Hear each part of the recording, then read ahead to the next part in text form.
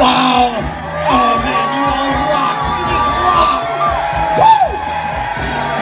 Thank you, all of you. Thank you. Oh man.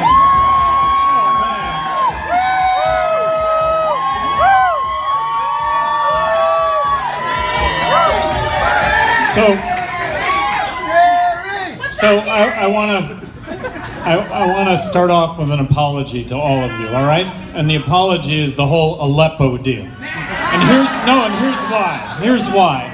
Because I really take it seriously that we get ourselves involved in these military interventions. We get involved in regime change. Men and service women are losing their lives. They're getting maimed for the rest of their lives.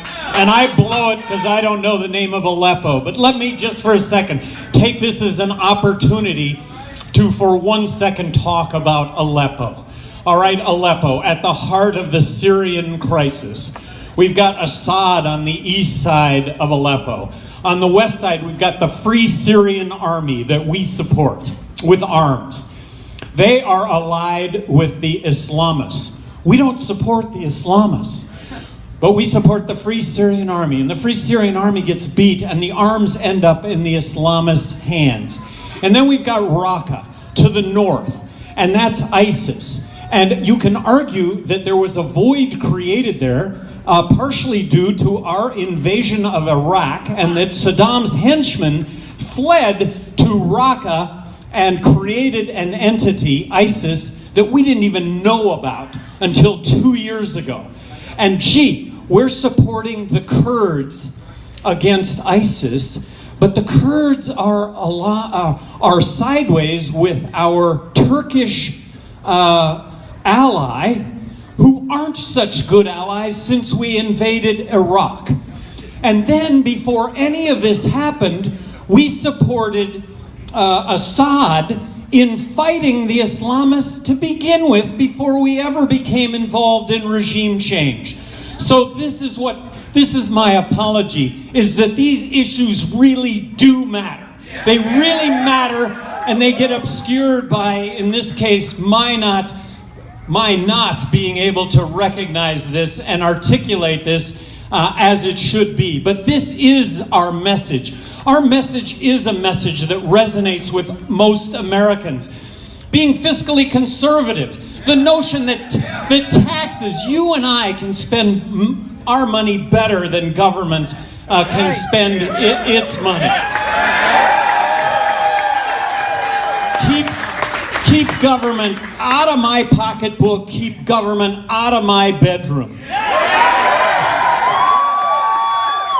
Right now, the majority of Americans are libertarian. It's just that they don't know it. And that, yes, it is. And philosophically speaking, being fiscally conservative, what's fiscally conservative all about? I mean, Bill Weld and I are planning or are pledging to submit a balanced budget to Congress over the first 100 days.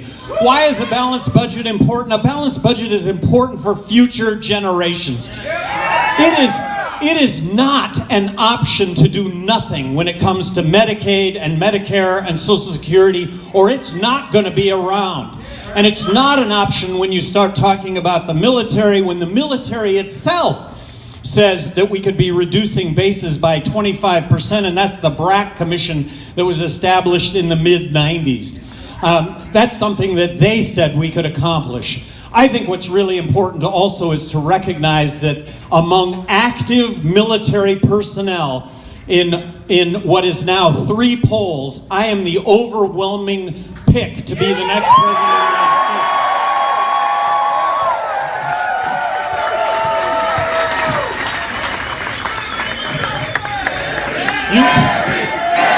You're too good. You're too good. You're too good. I have always in life been really well served by telling the truth. If you tell the truth, you don't have to remember anything. And I think the one unforgivable in life is hypocrisy. Saying one thing and doing another. And I will tell you that Bill Weld and myself are not hypocrites. And Bill Weld, my running mate. Beyond my wildest dreams, Bill Weld is my running mate. Bill Weld in the mid-90s, let me refresh your memory, in the mid-90s, Bill Weld was nominated to be ambassador to Mexico. But he was denied that nomination because Jesse Helms blocked it, saying that because he was pro-choice, because he was pro-gay rights, and because he was pro-medical marijuana, he was too liberal. Well, that was me on trial in the mid-90s, and this is Bill Weld, a political role model for myself. And so we are planning a partnership as president and vice president, two for the price of one. Donald Trump. The only problem that I have with Donald Trump is that he's an absolute broken compass. I have no idea where he stands on anything. But the things that he says, we should embrace immigration. We are a country of immigrants. We should make it as easy as possible for somebody that wants to come into this country and work to be able to get a work visa. And a work visa should entail a background check and a social security card, that applicable taxes get paid. The reason that there are 11 million undocumented workers in this country has to do with the fact that the jobs existed, couldn't get across the border because there were no work visas. Get the government out of the quota business. There will either be jobs or there won't be jobs. And government is responsible, number one, for the fact that there are 11 million undocumented workers in this country. And let's not build a fence across the border. That would absolutely be crazy. And you know, Donald Trump was watching the Olympics really very, very carefully. How high do those Mexican pole vaulters go? And you know what? A 40-foot wall, and if we're going to build a $4 trillion 40-foot wall, that's still a 45-foot ladder. It's just not going to work. And at some point in the future, if we build that wall, the president of Mexico is going to stand on the other side of the wall, a la East Germany and West Germany, President Reagan, take that wall down, Mr. President. And the president of Mexico is going to be on the right side of history by saying, tear that wall down. And at some point, if we build it, we will tear it down, because it's the absolute wrong thing to do when it comes to immigration. And then Donald Trump talks about free markets. Free markets are devoid of government interference. When government interferes, that is crony capitalism. When government picks winners and losers, that's what we need to be waging war against, is the government picking winners and losers. So free market, that is about more American jobs. And free market is not saying, I'm going to force Apple to make their iPads and their iPhones in the United States. And from a military standpoint, when Donald Trump says, look, we're going to bring back waterboarding or torture or worse, that's what we fought wars in this country over, is to prevent that from happening. And yet, that's what he's talking about. And he's going to apply a 35% tariff on all imported goods. You know that number right now is 1.4%. We pay 1.4% tariff on imported goods. Who's going to pay for a 35% tariff on imported goods? And Hillary, when pay to play, naively, government does not have to be pay to play. As governor of New Mexico, good government was easy. It wasn't difficult. It was easy to do the right thing. My pledge to all of you as President of the United States, I'm going to look at every single issue and look at every single issue from the standpoint of, will it make things better? And if it's going to make things better, I'm going to support that. As President of the United States, when it comes to jobs, I have to tell you, when it comes to jobs in the United States, I think what everybody is looking for is certainty. And count on, with certainty, that I am not going to raise taxes ever. Myself and Bill Weld. Neither of us raised taxes 1 penny between the two of us over 4 terms. A certainty that rules and regulations will get better, that they won't get worse. And rules and regulations from a health and safety standpoint, that's really a good thing. But rules and regulations that just add time and money to our lives, really, that's something that we can do without. And as governor of New Mexico, I may have vetoed more legislation than the other 49 governors in the country combined. That had a lot to do. That had a lot to do with crony capitalism. That had a lot to do with adding time and money to our lives and really not accomplishing anything by doing that.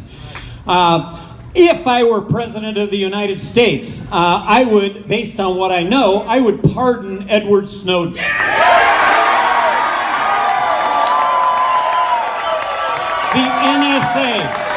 NSA,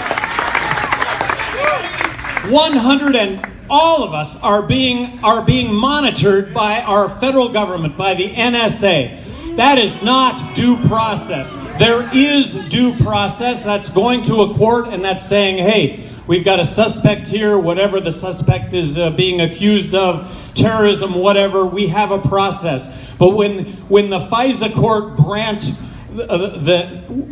that 110 million Verizon users can have all their data collected, that is not this country. This is what we fought wars over, is not having this happen.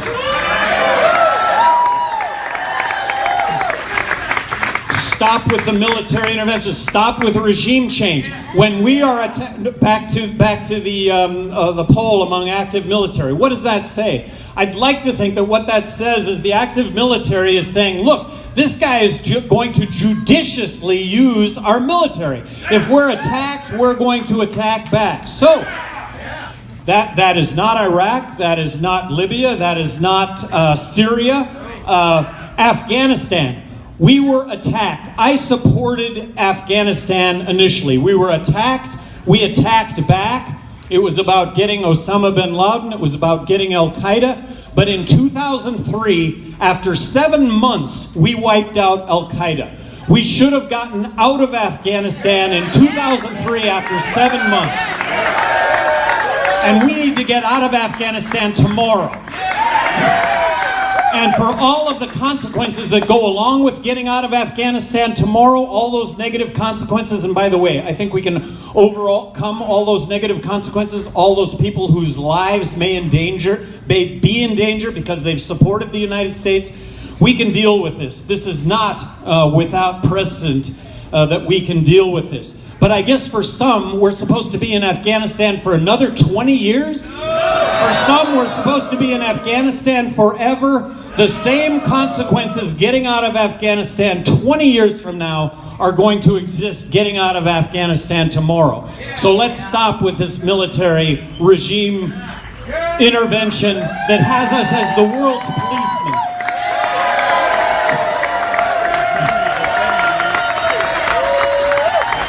I think the biggest threat in the world, and by the way, Syria, bringing a resolution to Syria, that has everything to do with joining hands with Russia diplomatically to bring that to an end. But gee, how does that possibly work? And we're seeing right now that it can't work. When we're in the skies over Syria and we're supporting two sides of an equation where we're supporting both sides and they're supporting one side, it just doesn't work. I think the biggest threat in the world right now is North Korea, that at some point these intercontinental ballistic missiles are going to actually work. We have 40,000 troops in South Korea.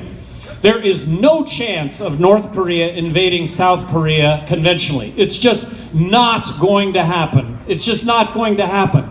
They can start lobbing nuclear missiles over the border from North Korea to South Korea, and we have them covered with our nuclear umbrella, but can you see why this is such a dangerous situation right now in the world? And the only way that we're going to deal with this is to join hands with China diplomatically to bring an end to this. This is the only way we're going to deal with it.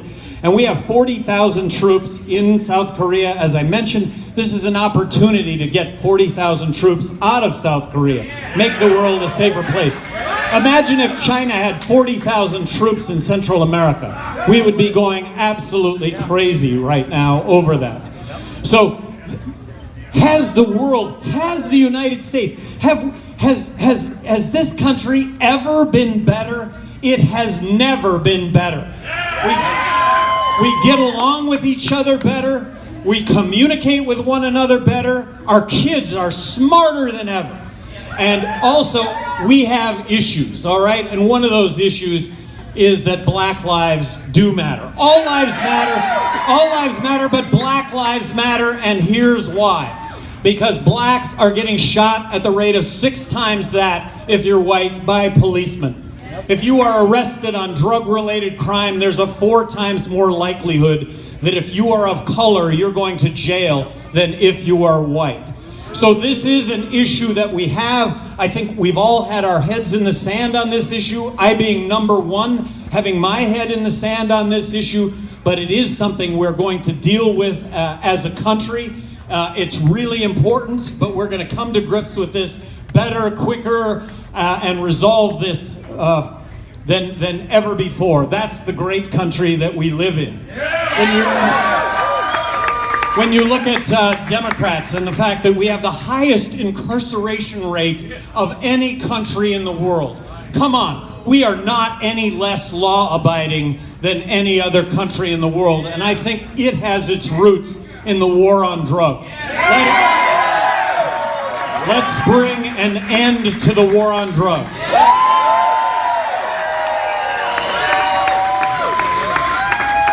Let's recognize drugs first as a health issue rather than a criminal justice issue. Let's take the first step and let's legalize marijuana, which will be a quantum leap in understanding when it comes to drugs and drug addiction. That 90% of the drug problem is prohibition related, not use related, and that is not to discount the problems with use and abuse, but that should be the focus. I cannot thank all of you enough. This is amazing. This is amazing. Seya, amazing. Seya points it out. I mean, this is a movement. Right now, I am polling, this is shocking to me. Right now, I am polling higher than Ross Perot was when he was let into the debates.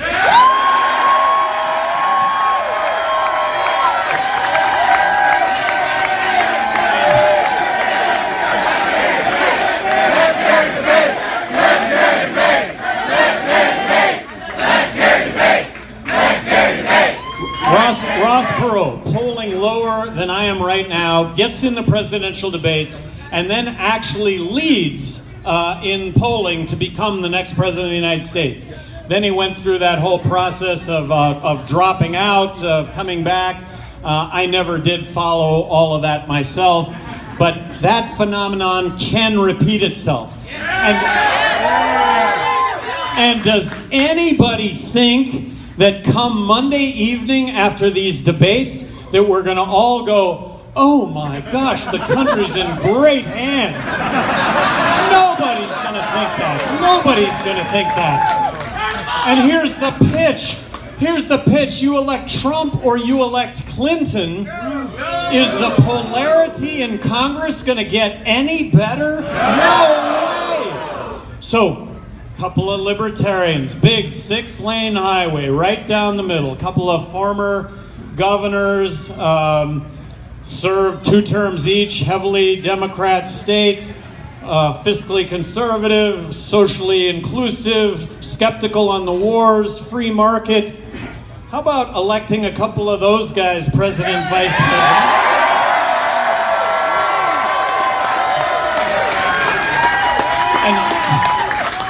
An arbiter-in-chief calling out hiring Democrats, Republicans, libertarians, everybody's going to be libertarian-leaning, calling out both sides to come to the table to deal with the issues that this country is facing. Really, with a smile on your face. Come on, are you going to both be that stupid? Do you really want to kill yourselves, or were you really elected to office to make a difference? I think that third scenario actually has the opportunity of succeeding.